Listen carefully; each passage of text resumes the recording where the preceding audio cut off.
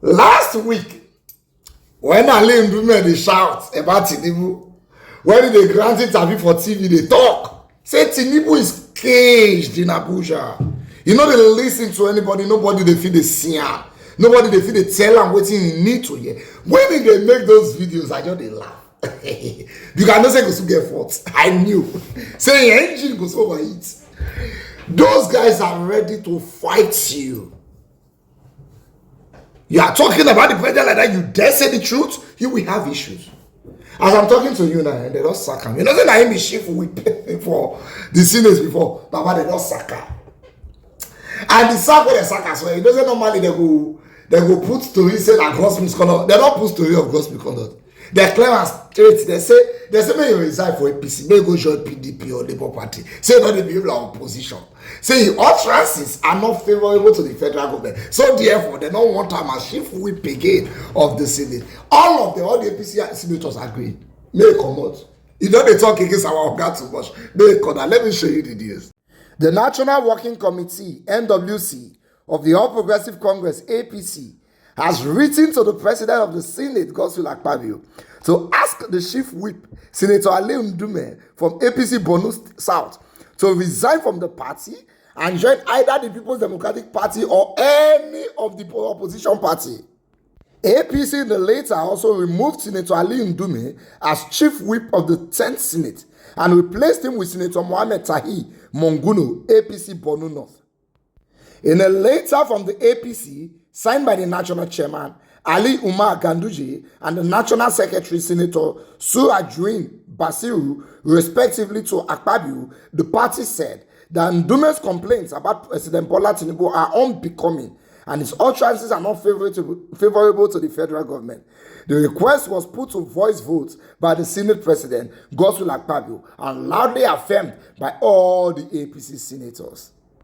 Did you see that? They say his utterances are not favorable to the federal government. Alli Ndume was not voted in by the federal government. He was voted there by the people in his constituency to go and represent them.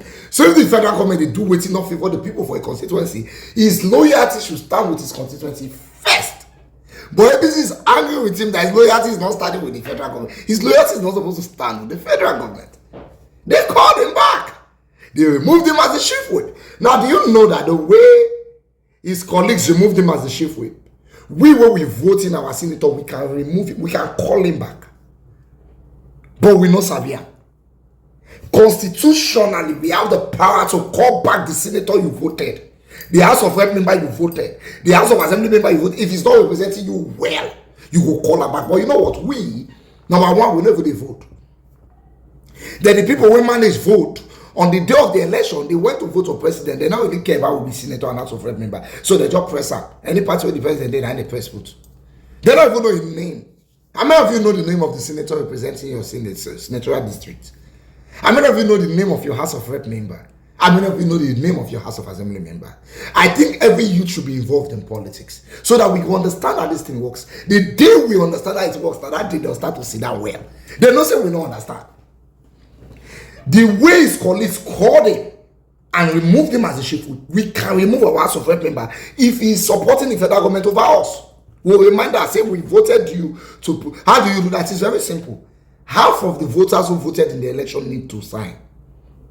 Once they sign a petition that we want to call this guy, half.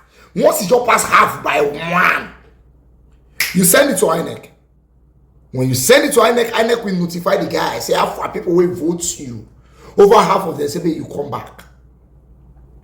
The INEC will now start what we call a verification process for the signature. Everybody who signed will come and verify their signature.